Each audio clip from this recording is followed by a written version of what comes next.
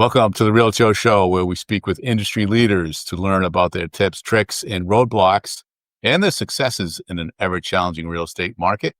On this episode, we are honored to have Michael Terbet from Coldwell Banker, Michael Terbet, the Terb, which is super excited about this show. We're going to be talking about running a team, creating a team, and managing your business through looking at a P&L. So welcome, Michael. What's up, man? Thanks for having me. You bet. All right. So Terb.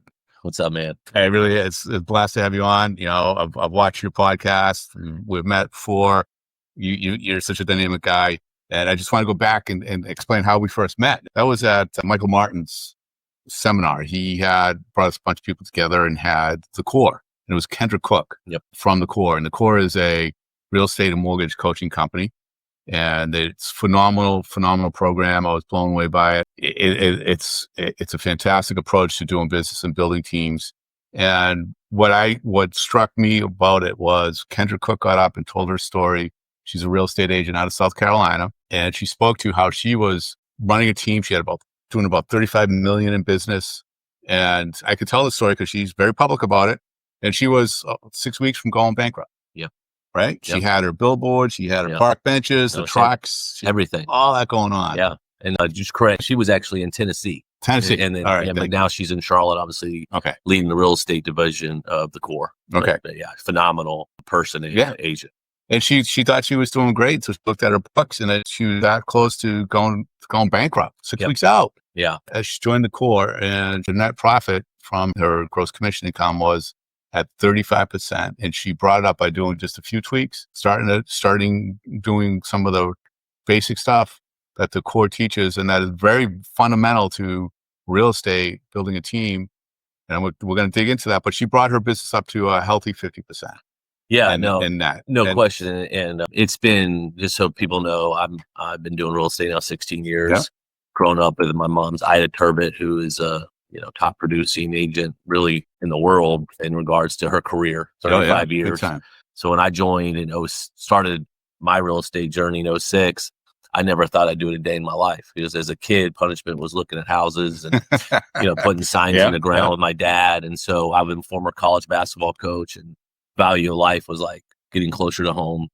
And, it's what brought me into real estate. And I've always loved the coaching aspect of things. Obviously, I was a coach, and I think people reach their highest potential when they have high level accountability. That's correct. And I had a great coach prior to the core. His name's David Keith and Tim Stout, and they were absolutely phenomenal in helping me grow and form Super Terb form. Because the one challenge that I have is when you're on a family team, and I'm so proud of my mom, is a lot of people look at their kids and say, oh, they're just, riding the coattails, or they're just born into it. And that's furthest from the truth. My mom is my biggest inspiration as far as how hard she works.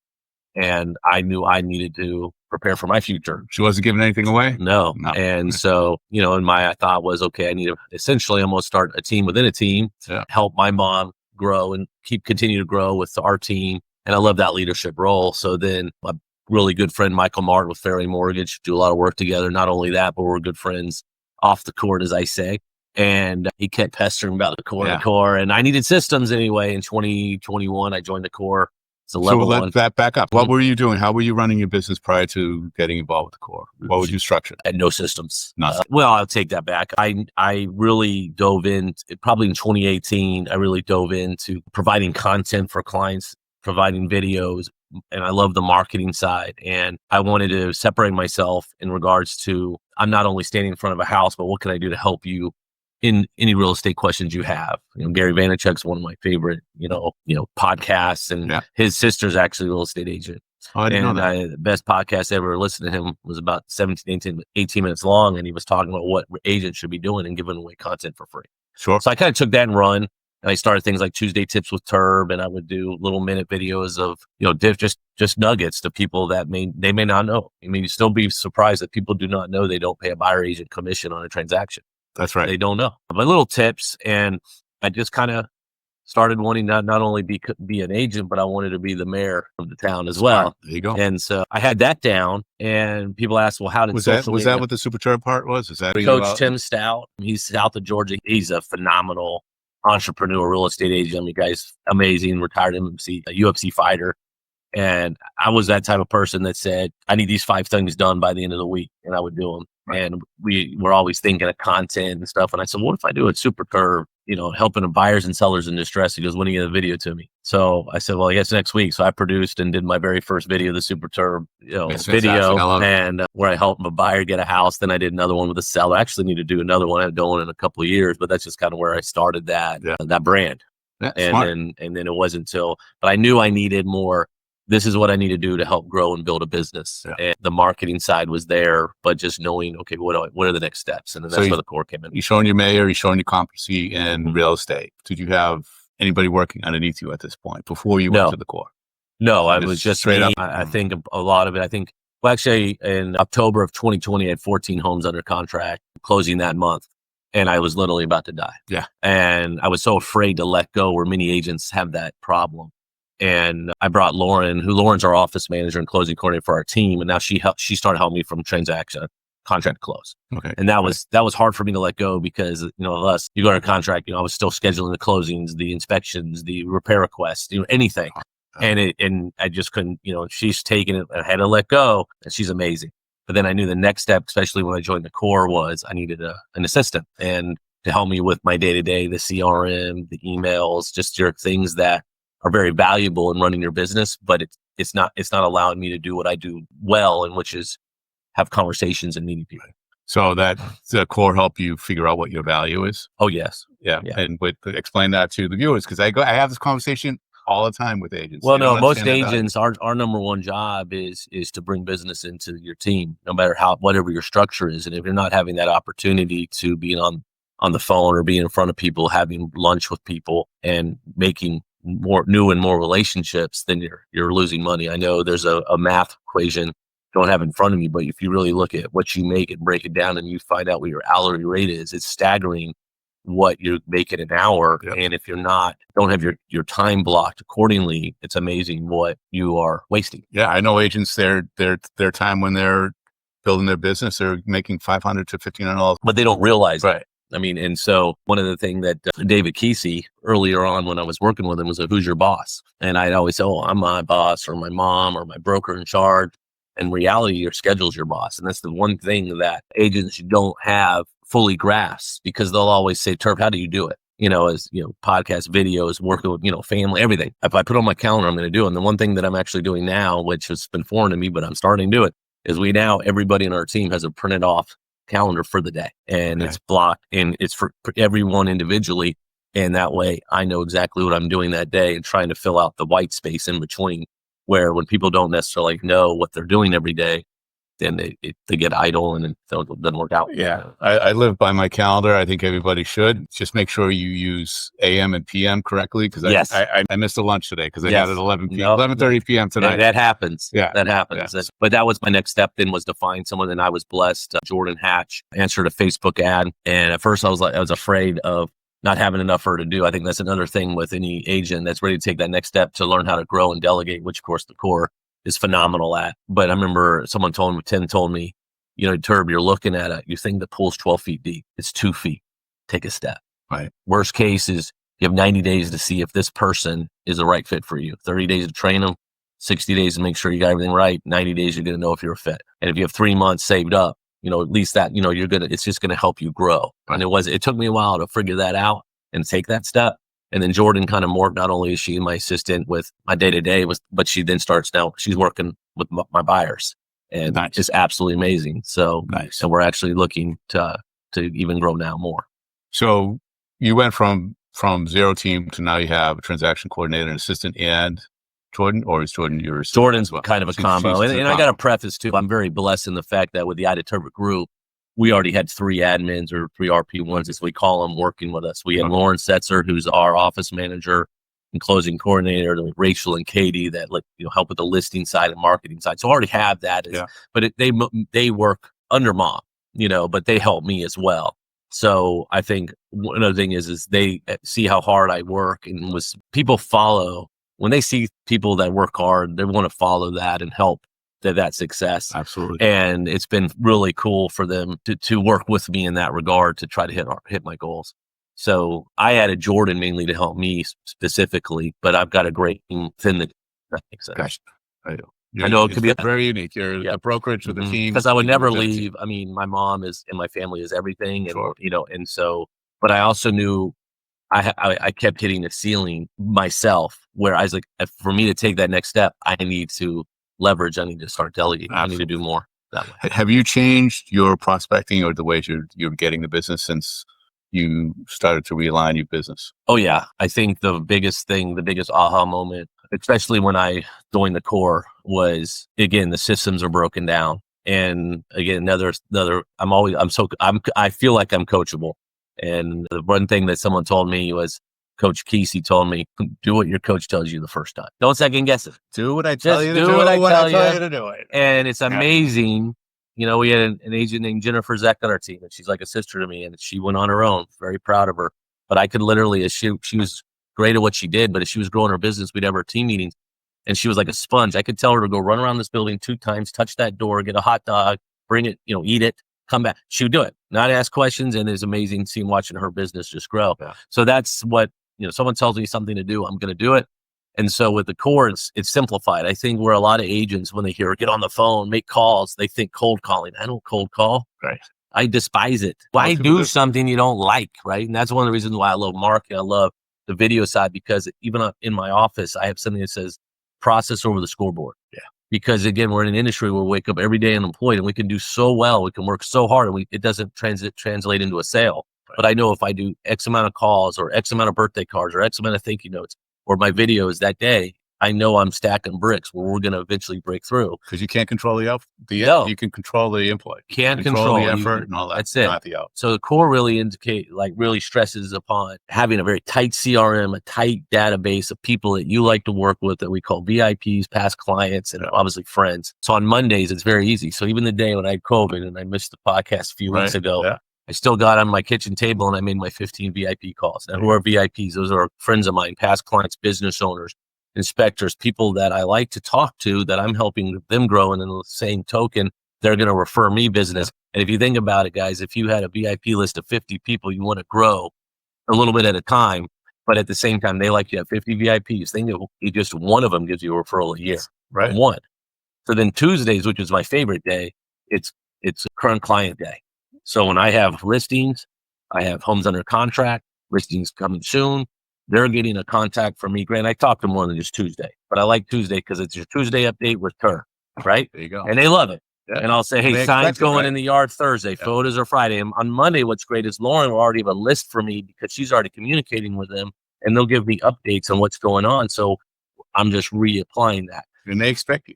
They expect that call, right? I have clients close. They go, we're missing our Tuesday updates, Then Wednesday is lead day, hot and cold. So we have a lead tracker. That's something I'm trying to get better at, because we get leads, sometimes different angles, referrals, is having those leads there. And then we're touching them, whether you haven't talked to them 6 months or whether you just got them that week.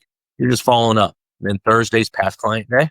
Past client day, easy enough, is how you call everybody. Make it the alphabet game. Kendra went over this. Go, 26, 52 days in the, I can't talk weeks. Yeah. So just divide that in 2. Yeah. Now you're going to touch them at least twice a year. Gotcha. Okay. Just checking in. Like right now I have a list of people that I've closed over the last 24 to 36 months that I'm just touching base. 90% chance they're not answering the phone. Right. But I'm just saying, hey, this is Terb. Just want to make sure you're doing okay. If you have any questions about what's going on in the market, maybe the equity in your home, let me know. Obviously, want to make sure their family's well and things of that nature when I talk to them. But I think just reaching out and letting them know, because a lot of people have questions, especially about the market now, and it's just staying in front. And then Friday is kind of like what I call new business day. They, trying to get in front of more people, business builders, things like that. Then they also want us to have so many lunch appointments, so many cards. So it's easy. You have a greatness tracker that's. Let's back up a second. Let's talk about. Once I start going, you just laid out your entire week, every day, easy off the top of your head. Easy, and that's because even if you wake up, you don't feel well, right? Or maybe it's just not your day. You know what you've got to get done that day. That's how simple it is. And then I've also got to turn my greatness trackers into my coach, and I don't like getting yelled at. That's right. Yeah, that's right. And you can fudge your greatness tracker, but sure, if you fudge it, if you're showing a full greatness tracker or close to it, you better have deals. Right. So let's talk about when I opened up with this, and I want to get to it. So with a lot of real estate agents, we talk about how much GCI do you make? I want all that money. I want all the money. And it looks great. I did $35 million. Yep. But it's all about the net. What are you taking home? Yep. Because it doesn't matter how much you do on top. It's what you take into the bank that matters. Yep. So let's talk about that and how you've realigned your business or realigning, because I know this is something you're just getting into, but it's super important. Well, it wasn't until so we break everything in semesters at the core. Okay. So just like school.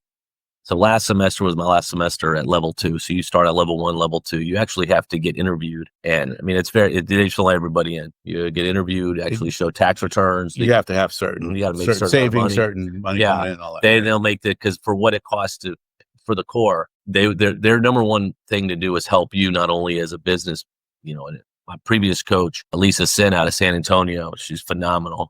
Great coach, great person, great leader. When she met Rick, who owns the core, Rick Ruby, he goes, "Do you want to be a real estate agent or a business owner?" Right. And she goes, "I want to be a real estate agent." Of course not thinking. Right. And that's not it. We have to be business owners, and so many agents aren't taught about money.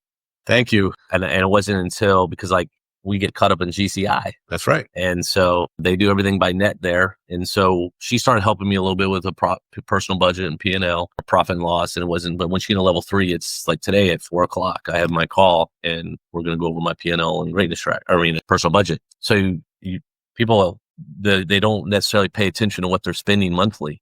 Staff working for you, or you're just throwing stuff up against the wall, hope it sticks, and you make money, but you're really not gaining money, not saving for the future. Right. And you scale your business accordingly, depending on, what your P&L says. And so that's been an eye opener for me. I know what my average expenses are now monthly, which is, I didn't know at the time, or I had a general idea. Yeah, that's not uncommon. And then, I know each month if you made a profit, and then translates to your personal budget. And then they want you to save 20% of your, profit a month if you're applicable. That also applies to them as savings is credit card debt. And so that was my biggest thing, is saving money and then start saving it the right way. And it's amazing. It almost becomes like, I've only done it a few months. And for many core agents that have been doing this for years, is like, it takes about a good year to really get your, some may take a couple years really to get the documents down and really get it buttoned up. But then it starts becoming a game within a game to see how much money you can actually save. It's your guy. It's all about, we're all in this. We're in it.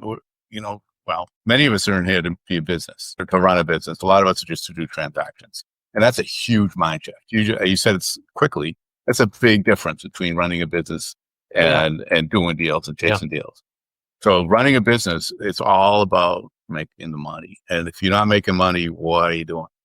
And then, of course, scaling accordingly. But you're exactly right. I mean, it's, and that's where a lot of agents, they either 87% of agents don't make it to their second year, or you always see agents doing this. And that's not only, that's because usually they don't have a lot of help in regards to the ups and downs in regards to, an agent's year.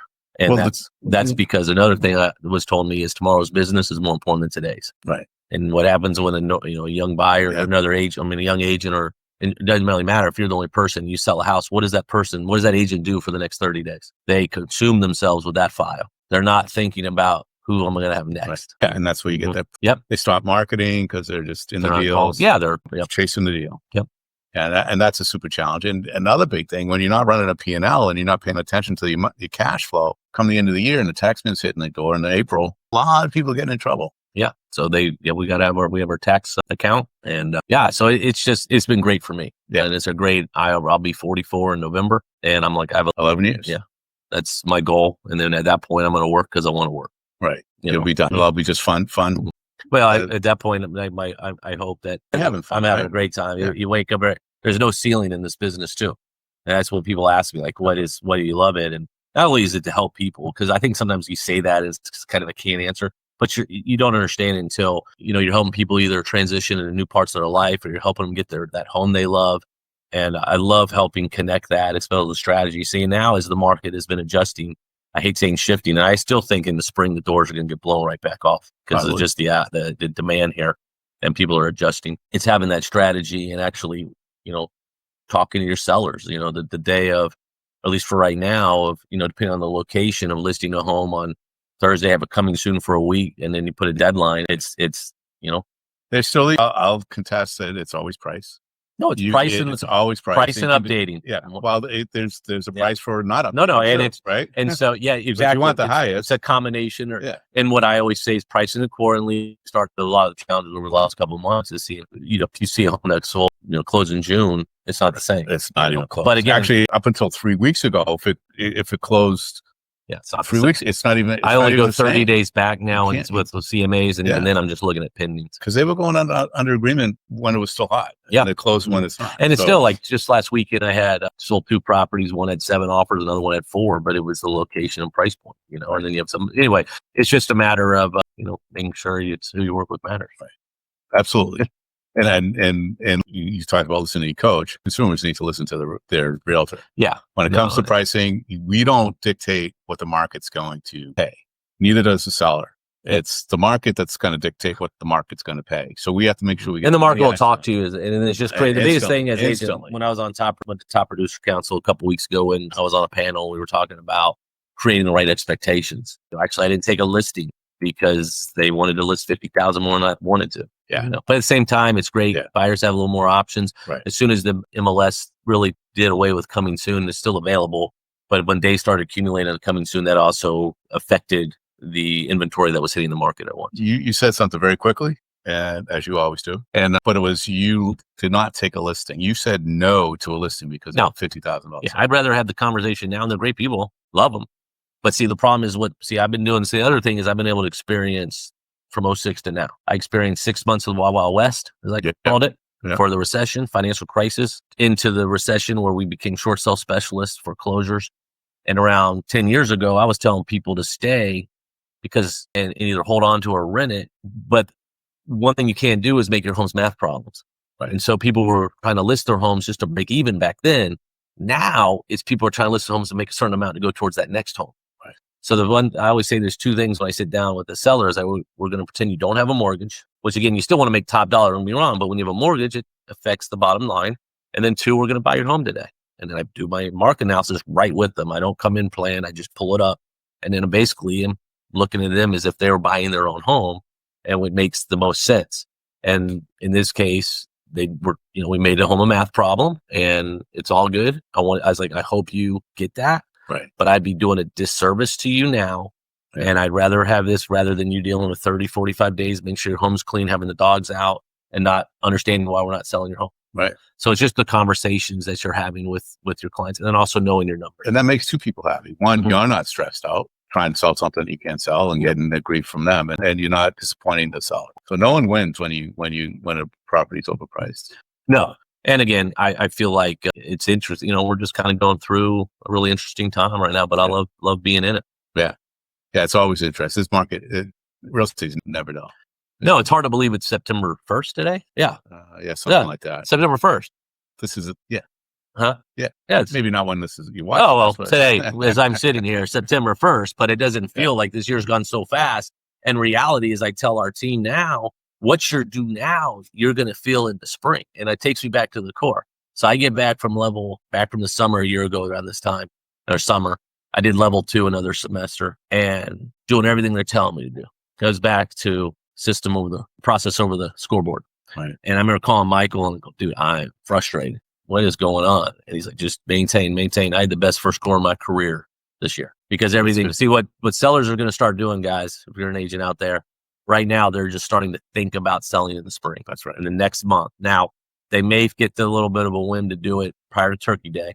Now buyers on the other hand, we're such a reactionary society. They're, adjusting to the new rates or where they can buy. Actually, I did a video today about Labor Day, but I really wanted to let everyone know we're here to help them if they need to go see a house. Right. Because you might avoid a little competition, but what you do today is what you're going to see in a couple months, if not the new year. And that's right. In July, when it's normally slow anyway, I told Jordan, I said, just tell yourself it's Christmas in July. Because what happens in December? A lot of agents shut it down, holidays, but what you do in that month is setting yourself up for that first quarter. And there's still, even then, there's still buyers out there. And the buyers that are out there are pretty serious. So if someone's out there in December and they're looking, they're real. No, I think come springtime, again, this is just my termnostics. I'm trying to get my crystal ball to work. I joined the chamber just to meet new people. And at the new member orientation, they stepped up and talked about jobs coming here. Guys, we're going to have over 80 people moving here. And just a day, 80 people moving a day. And they're jobs that you know of, like Fuji, Meta, Apple, Google. There's companies you don't know about, tech jobs. People cannot get here fast enough. Well, they all get ancillary jobs with the companies around. And the fact now people can also work remote. That's one thing COVID showed us more, that they can do that. It's telling you, and we're still so undervalued when you look at it as a macro compared to the rest of the country. Oh, absolutely. Yeah. We're in a phenomenal spot. So happy to be here. Only been here a year. Yeah. And it's a fantastic place to live, especially in real estate. So I just wanted to kind of wrap this up. One of the biggest things I think you brought up is for real estate agents, make a decision. Are you going to be a real estate agent and chase deals and open doors and drive people around and be happy and do all the work yourself? Or are you going to actually step out, manage that, and run a business? Yeah. I just had the other thing with the core is really cool. I know I'm talking a lot about the core. No, okay, I'm not done yet either. Very passionate about it. And so my coach right now is John Bai, and he's an agent out of Seattle, Washington. And the guy is just a rock star. And being in level 3, each semester we have the opportunity to go do a site visit. And so we go to their office, see how they work, Q&A their admin, Q&A their salespeople, one-on-one with the coach. And to be a level 3 coach, like, it is a big deal. Like, you have to have so much money in the bank making some years. It's just not someone that they're just telling you to make calls. So just a couple weeks ago, I went out to Seattle with 10 other of my core mates from across the country, sat down, was able to watch their team run. And it's just absolutely amazing. And when we were talking with John, because Jordan asked me, what's your why? Why do you do this? And, because Jordan asked me that. And when, John originally got in the core, he's like, I want to sell 500 homes a year. Like, that was his thing. He wanted to be big. And then you realize, you know what? That's not me. Right. I can do 75 homes a year, and my team does, 50 combined. You know what I mean? He goes, I like to come work with people I like and, enjoy my weekends, enjoy my family, just had a baby, and then make a certain amount and build for my future. That's what I want. Yeah. And when Jordan asked me why was, I just want to be the best, but not only at best at business or real estate. I want to be the best father, the best parent, the best. I want to have the best. By the best, you mean your best. My best. I want to be, we all have goals, and right now we're on pace to reach our goal. We need 10 more deals to get there. Right. But right now, I wouldn't have been able to know all my numbers until the core. Right now, to just eclipse 26 million pending closed, 56 homes pending closed, which prior to this, my highest was 21 million. And so my goal now is 70 and 35. Nice. And I'm going to get there. And then eventually we'll continue to grow from there. Fantastic. And to go back to not only being best, you said you want to have fun. Oh, I have a blast. Yeah. And find you on your podcast and your video. Where can people find the Super Turb podcast? Yeah. We talk real estate, business, sports, and beer in the triangle. I started that about a year and a half ago. Beer. Yeah. I started that almost 2 years ago, matter of fact, is just talk to local business owners, entrepreneurs, help them tell their story as well as meet new people. So you can find that on Spotify and Apple. And then, of course, Michael Terbet, my YouTube channel. Have it on Facebook. Now TikTok, guys, reels are everything. Reels and shorts. I had to do that today. It's just not the regular videos that organically everyone wants to swipe up. But yeah, you can find me there. And guys, if you just have questions, I love to help. I think those who teach learn twice, and I love to coach. Absolutely. And I think I can see myself in that role. Actually, when I decided to join the core, I wanted to be a level 3 coach in 5 years. Fantastic. That's my goal. Yeah, that's awesome. But one last thing with John, believe it or not, I almost fell off my chair, and this is what I want. This is what I'm striving to be. He doesn't have his cell phone on one thing. He has his number on one thing that goes to the office. Saturdays are appointment only. Sundays off. Nice.